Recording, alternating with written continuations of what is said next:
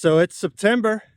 That means I got to get the boat out and get ready for duck season. And so I thought I'd take you through my boat and what I do to prepare the boat for the next season. So I've been driving this rig. This will be a third season, although last season really didn't get to take her out that much. But this is my GatorTail. It's my second duck boat. My first one was an Excel 1860 with a Mud Buddy on it. Tiller drive, I was really happy with it. But you know, we're getting a little older, getting tired of those long drive-ins. So I went with the GatorTail for a couple reasons. One, smaller, a little smaller. It's still an 1860, but it's lighter. Doesn't have the foam in it. And the maintenance facilities here, there are a lot more maintenance facilities here in South Texas than Excel. So we went with that. And then I also went with a center console. Gave up some floor space. So rather than being able to hunt 4 hunters comfortably, we can hunt 4 hunters, kind of. Let's take a quick tour around, show you what I got. First thing, made in America, GatorTail. That's right. This is a XD 40 horsepower EFI. Punching this thing, no upgrades, pretty much stock right off there. I don't really, you know, I'm not trying to run any race like those boys in Louisiana, and I'm still rocking the original big blade on there. I'll probably swap that out this season. I had kind of a shortage last year, so I didn't bother swapping it out, trying out my favorite one, which is the hammer. As you can see, we got the fishing deck on here because when we go down to the coast, we also like to pull around in the shallows after duck hunting and try to get some of those reds that are down there. A lot of fun. On the front, got the standard fishing deck or front deck with storage. And then as you can see, what I got on here is my Drake blind. I'll be talking about that a little bit more. Some of the modifications I made up front, but I threw on one of these steps. These things are really nice for jumping up in front of the bow of the boat. Really recommend it if you haven't had one of those. They're pretty nice. And then on the GatorTail supplied light bar, we went ahead and put an upgraded light bar. We went with a solid one. They come with 2. I forget the brand, but they're pretty good lights. I just like the way this one throws it a little left and right, so you get more of a floodlight effect rather than a spotlight effect, which comes on the stock from GatorTail. So we upgraded that really quickly. Threw on a big rope up the front just for pulling. We'll get inside real quick. Comes with aluminum. The probably biggest upgrade. I tell you, a lot of people don't like it, but this aluminum trailer, man, what a dream. I get a lot of people want steel trailers and all that, but you know what's nice is throwing this thing in salt water and not having to worry about it rusting and washing it down and all that. It is kind of funny. But I'll tell you one thing I don't like about this trailer. It comes from GatorTail, right? They put you with, you know, they make them out of aluminum because they know a lot of their customers use salt water, but they have poor quality control. You know, using anodized or nickel coated hardware would be nice if all of them were nickel coated. So now I got to swap that guy out before it gets too rusty. But other than that, really happy with the trailer, really light. In the back, we did 2 big upgrades. We put these poles on. Really nice to get on and off the water on windy days. This is a flat bottom boat, so this thing will slide left and right with the littlest of wind. So we put these little bumper poles on there. Really easy for getting out of water. And if you're getting in a rough or kind of improvised launch and you're dipping in, this will keep the ends up. You know, you'll know where the end of your trailer is, so you can get on really easy. The other thing I did is I got one of these rubber backed. It's essentially a wheel mud flap from a semi, that kind of strong cover, because I kept losing my plates. Every time I'd go into water, hit a rock or whatever, plate would rip off. So I just got one of these mud flaps and put that on there. And the other thing I did is one of these boat buckles. Man, if you haven't gotten one of these, this thing makes hooking up so fast, so easy. Loosening it, basically, snap, it comes right off. And then boom, time to hook up, real simple. Just up, in, click, click, tight, it's on. So really, really, really love those boat buckles. On the back of the GatorTail, another thing we weren't expecting, but they did, is they provided a transit mount for my GPS or my radar unit. Really nice for that. So really impressed so far overall. One of the things I hear about a lot are porpoising. This is the tab area that you can actually bend up to help with porpoising. I haven't had that much of a problem, but I run heavy. Yeah, so on these bumpers, I put a little marker light right there and a backup light on the back so you could illuminate the ramp at night. Really like it. I like the marker lights because as I'm driving down the road, I can see my tail easily because there's no marker lights on the rims. So having the marker light up here, I can see it as I'm going down the road. And then when I'm backing up in reverse, these reverse lights turn on, just blasting out the back. Really nice. You can see the whole ramp. It just makes it a lot more confident pulling. Now to do that, I had to upgrade the connector. So from a 5-pin to a 7-pin, which is pretty easy. Did that and then upgraded the coils and wrapping all the way in there, so on and so on. Now, don't go yelling at me. I don't have my pole chains on, or tow chains hooked up, because basically I'm pulling it in and out on the property. I'm moving like 20 feet. I know Safety Steve will be yelling at me, but I'm okay. And the other thing on the back of this is all of this is storage back here, but your plug, it's only one plug in the back. And to get to it real quick and easy, rather than having to go through the back of the boat or the inside of the boat, is you can come right in here, reach down and attach or attach your plug before you take off every morning. Really handy. And the nice thing I really like about it, as opposed to my Excel, I had external plugs, and I tell you, I get into some crap and sometimes the plugs would get pulled out by trees and debris and stuff, so not good. There's a bilge pump hole here, and then everything else pretty standard. Let's go inside. We'll start at the front. Any mods I did up here. First thing, up in the front deck, you got storage. This storage here is where basically I carry all of my Coast Guard required gear, right? So I got my throwables, my different types of PFDs, my medical and emergency kit, alarm systems, you know, the whistles, all that stuff. Everything except the fire extinguisher, which I'll show you where that is in a minute. But I keep it all up there so that there's no question that the captain of the boat knows where his stuff is. When you start getting interviewed, you go right to where you need to go. It gives the guy, either game warden or Coast Guard guy, a little bit more comfort that you know where your stuff is, you know what you're doing. The gas tank is under the hunt deck. As you can see there, technically not a mounted gas tank. It's a free flow gas tank.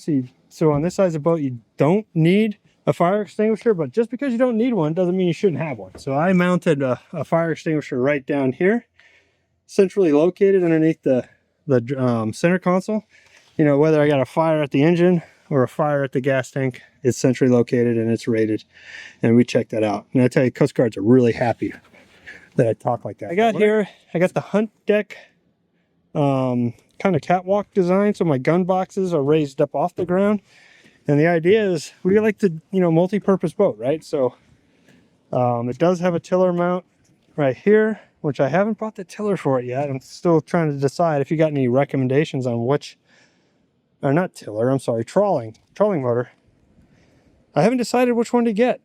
I'm kind of torn. I have the Garmin system up front, but is the Garmin Kraken worth it, or is there other brands worth it? I don't know, man. If you got any recommendations, please comment, because that's part, you know, I'm still on the fence. But you're able to walk. I got the blind on here, so it's a little skinny, but you're able to walk down the side of the boat pretty easily. And when the blind's up, it's even easier. So you don't have to walk around hunters, you just walk along the deck. And then because they're raised up, we've got space under the gun boxes. You know, whether you're shoving more guns under there or like this, I got my huge push pole under there. I got the super stick push pole. That way we could sit up on that hunt platform and still push the boat around without a trolling motor. But I really do want a trolling motor. I just haven't figured out which one I want. The anchor's down there. It does have spud holes in the front and back, and the spud sticks, I keep those in this left, or as they call it, port side gun box. So they're in there along with the paddle and actually a retrieval pole for pulling decoys out of the water. And then in here, you can't see it during the daytime, but I have LED lights installed up under here and under here to light this box up. And then I put some more of the material, deck material, inside the box just to quiet it up. I used the black and white, pulled it right off of Amazon. I'll link in description. Really easy to apply. Clean your area, cut out your pieces, attach it. Hasn't been removed in 3 years. It's perfect, but it brightens it up in there. So I can really see when the lights are on, I can really see what's going on. On the other side, same, I got more storage over here. Just some odd stuff that we keep in here, the nets. Those are the bungees that we'll use. Some tie downs, some gloves, just random stuff. Not the greatest for storing guns. We'll usually just keep the guns in the cases underneath when we're traveling. But you could put your guns in there. And then in the back, you got this really big deck here. The chair goes right here. I'll show you that in a minute. And so in here, what I got is I have, I usually keep my, this material, this is what I use to throw over the top of the fishing platform when I'm duck hunting, and I got the blinds up.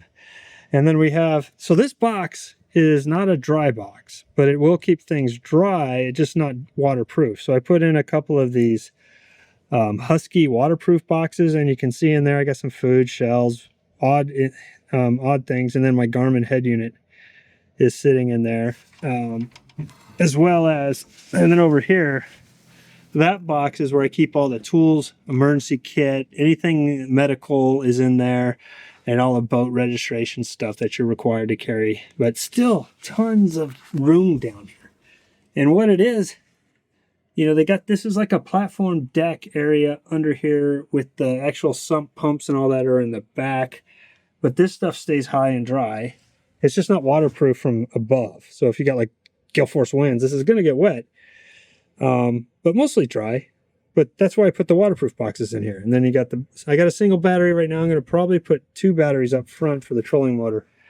I'm thinking lithium ion when I get to that point. Some of the modifications we've made. So I put the charger head, or a Nico plug-in right here. And then it goes back to this Noco Gen 5, I think it's a Gen 5 3-bank charger. So I'm planning on charging this battery and the 2 up front eventually. So I added a little bit more than I needed. Anticipating up front, I'll be putting 2 batteries to run the 24-volt trolling motor. And then you can't really tell, maybe, but the lights are on in here. I did install some LED lights. Let me see if I can. I did install some LED lighting to light up this box when we're underway. It's really nice. This with the white floor just lights up at night really nicely, so you can find everything you need. Again, I got dry box there with my Garmin unit in it, my emergency box there with tools and medical supplies in it. So kind of divided them up, and then the camo netting there is really for to cover up the fishing platform when we're under the duck blind. Okay, for the console or center console unit, you got a Mercury style controller. It's basically front for forward, with the neutral selection, front for forward, backwards for reverse, and then your tiller switch is right here. I added a USB charger right here. It's got both USB 3.0 and USB-C chargers, and then it tells you how many volts you're running. Which is nice. So if you start to run low on voltage, you can unplug things. They're using this yak power system, which is kind of neat. I mean, from a tech nerd perspective, it's cool because I can hook up my phone to it and operate lights from my phone, and it's all kind of centralized and all that. But I've had a lot of problems with power. I've had fuses blow like crazy on it, on systems that should not be pulling that much power. What I'm going to end up doing is I'm going to put a relay and a bigger fuse controller in there. to see if that solves the problem. If it doesn't, I'm going to end up just pulling it and going traditional power. I think GatorTail, if you look at their newest boats, they've kind of switched away from yak power, probably because of all the complaints. But other than that, it's pretty much a standard tiller. I got a big Garmin head unit on the front. I chose Garmin because of how easy it releases. And this unit has proven to be really good for me. And as a bicyclist too, I have all Garmin stuff. So I'm kind of in the Garmin family. That's why, you know, up front, when I think about trolling motor, I'm thinking of like Garmin Kraken. I don't know, man. What do you think? And then I put on some just simple cup holders on the side. I got extra bungee cords and whatnot in case we need them, and so on. So yeah, pretty good. It's a pretty decent boat so far. I like it. I kind of miss my Excel just because of the weight of the Excel. That thing was a beast. This thing's a little bit more nimble, much more fuel efficient pulling it, but it's not as stable as the Excel was, mainly because that Excel was huge. It was fat. We called it the pig. So I use a a Drake blind.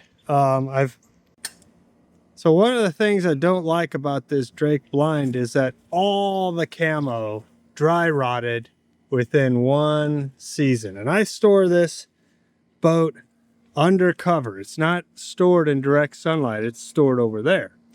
So basically all of this stuff died within the one season. So last season I have had this will be my 3rd season with this boat, and I've had this blind as long as I've had the boat. It was fine the 1st season. 2nd season I noticed this stuff just started flaking off, and then yeah, this season it is just complete garbage. That's not the only thing. You got clasps here to keep these 2 panels together, and you see, you pull on them, they'll rip. I mean, they just tear apart. And that's, so these are basically, these things, their days are numbered. I'll probably get 1 more season out of them. We're real careful not to pull on these anymore. They keep them closed for now, but in the future, I'm gonna have to figure something out. And then what I really don't like is the fact that these may start corroding as well. None of them have yet, because we don't have any camo now. Man, it would have been nice if they just camouflaged.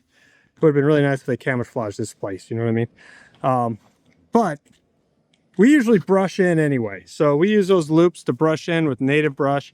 And then you can see I put this raffia on here. I did that right away. So you got these openings on this outside of the blind. You have them in 2 locations. This front corner one, I don't really use that often. We usually just keep it snapped in, snapped closed. The front of this blind, as you can see, the front of this blind, it's supposed to go over the nose of the boat. This blind is rated for 17-foot boats. This is an 18-foot boat. So we kind of cheated. We shoved it on there anyway, used the largest settings, and then I just added this bungee cord. And what I'll do, because it won't stay on the nose of the boat, is I'll take one of my spud poles and just jam it down and hold it out like this. Pretty simple. I thought about bungeeing all the way around the nose, but really I got Gator slide on the bottom of this boat. It slides right off. It's not going to help. But what's really important is that you do, you know, this front of this thing has to be taut to really make this thing work. The other opening is basically on the opposite end here. So the blind comes up really with a frame and 2 wraparound pieces that open at either corner. We use this one quite a lot, and normally when we set up, we'll just unsnap these and keep this part open. If I can get this open, we'll keep this part open to get in and out of the boat off of the ladder area. So we'll step up to here, step into here, and get right in the boat. Okay, another annoying thing about this blind is this spring. So this spring is supposed to assist the opening here. As you can see, it failed completely. This one is still okay, but it doesn't really give you the spring we want. And then I lost the front ones as well. They're just not strong enough. You can see this one completely failed. This one's kind of going still. So what we're going to do is we're going to replace those with bungee cords and just replace them every year. Not a big deal. It came with really small ball and bungees for securing this blind, and I'll show you what that looks like here in a minute. We replaced them. They were just too small. I mean, they're down here. I got a couple right here that I use, you know, in case of emergencies, but we needed a little bit bigger. And then we put them, they have it by the instructions that you're supposed to wrap it around, and then every time you take the bungee off, the original reason for this clip was holding the bungees. We just thought, man, why don't we just put these in? I'll wrap it around the pole and we just keep them on all the time. Works like a charm. The other thing, really dumb. So you can see here, this system here and this system here is designed to modify the distance of the boat. So if you have a longer or shorter setup, you can hook in these, you know, basically put these pins, if I can get one out. So you have a modified setup, so you could change the width and the length of the boat, and then you're supposed to hold with these pins here. I have one left. This is my last one that you would just stick in there, and that's going to hold it in. Garbage. Complete garbage. They always fall out. This thing becomes too loose. So really, just invest in some bolts, lock washers, and then put it in permanent. How many times are you going to change the direction of this boat? Come on, Drake. Why would anybody do that? Why would you take it off one boat to the other? And if you did, the trade-off of having something much more stable like this is way better than what you got. And then, you know, this part is too weak, but it works. It works. I'd rather have a light blind than a super strong blind anyway, because it's just easier to get up. But these things, as you can tell, another problem, they use these bolts and stuff that rust. You can see some rusting down here. You can see the rusting around there. So every year I've had this boat, I've had to come back in and throw some Rust-Oleum on it, because the screws they did use rust. And look at this. Rust and non-rust bolts. I think these are either nickel coated or anodized, I don't remember. Their bolts. 3 cents more. Their bolts. Come on. These boats go on the water. A lot of them go in the salt. This one goes in the salt. Get rid of this garbage. Okay, another thing I did is this by design was supposed to like go into the T-rail and then sit on a deck. As you can see in my boat, I have a gun box and a back deck, as well as the front deck, that are all the same elevation. I think it's called the walk around option. I really love it, but this mount wouldn't have worked as designed. So all I did is literally put it in the clamp that thing down as hard as I can, and then just went with it. And it's been perfect ever since. It's worked really well. So season 3, start of, we've gone through one season, a half a season last year. And you can see this part here ripped right off. They're connected, you know, up and down the boat with these sewn in Velcro tabs, and it just shredded right off. So, you know, all of this, I don't know what they're using. They need to figure it out, because this is garbage. It's less than, this is the 3rd season going out here, and I'm going to have to hope for the best.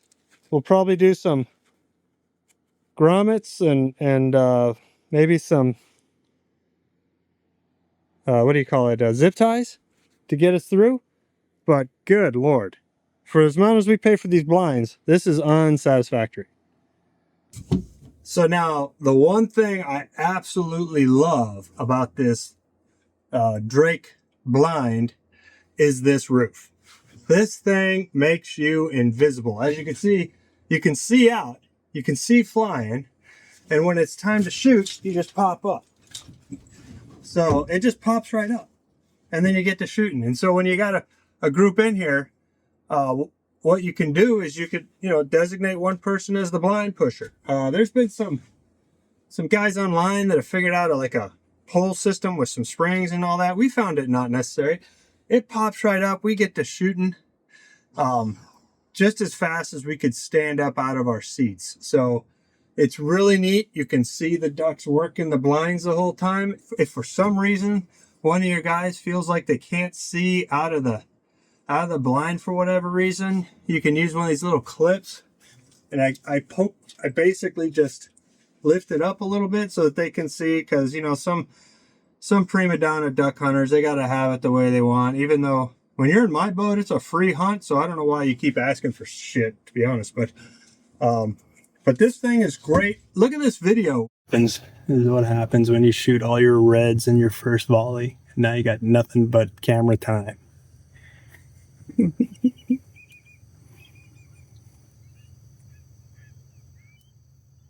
Down in the Laguna Madre, surrounded by redheads. And we had shot our limit on redheads already, but they didn't see us. They didn't care about us. We were sitting in this boat, completely covered, blind to everything they could see. The birds just don't see you at all.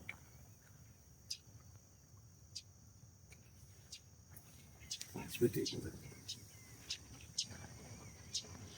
That group will stay right there. With the rest of the people. So I love this part. Not so big on the actual material they're using on this side, and the frame could use a lot of improvements. Okay, dropping the blind, pretty simple.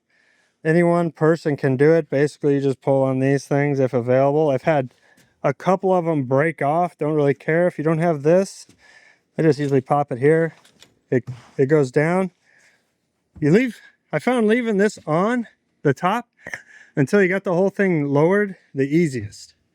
So go in here, back end pops down, and then you see you got the front end, same thing, pops down. Yeah, so once you pull out the blind cover, you just lay it on one of the sides, and then you'll roll it all up inside the actual cover by rolling, basically pulling this up and rolling the blind top into that. I like to use the starboard side, mainly because on my port side I got my tie downs. As you can see, the little cords here and then maybe under there, but I got tie downs on the port side, and so I put the bulk on the starboard side. Okay, you can see the blind top is down. I lay it flat along here. I pull all of the roof material towards the edge of the boat so that you can get it all wrapped up nice inside the actual blind walls, and that'll help protect it on the road because there is no cover, not like the Excel one. The Excel one I had for many years with no problems. The only thing I didn't like about it is you had to lift the whole thing up to get out of it.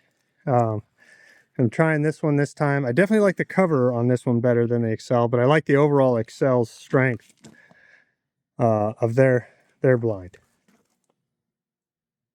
All right, to wrap it up, I usually just come in here. Here's my bungees. This is my first one, and I just basically start rolling it from this corner, nice and tight. Take the bungees, slide this one down a little bit.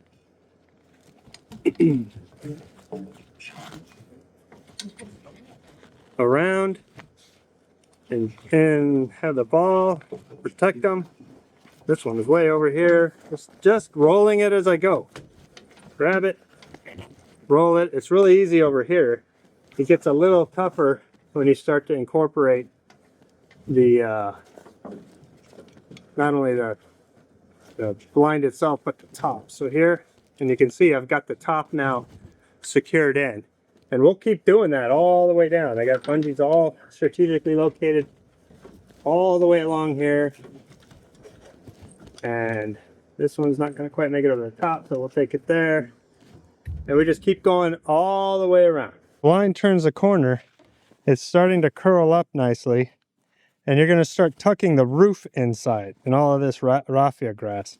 And the idea is that you get it tucked up to the top here, and then you'll be able to tie it through with the what do you call it, the bungees. So I'll do this row here, and then I'll come back and show you what it looks like. So after it's all strapped in with all these bungees, I got enough on here. It keeps everything nice and tight, and most importantly, stays secure at highway speeds, because we're going to be hauling ass down the road to get to the boat launch before everybody else.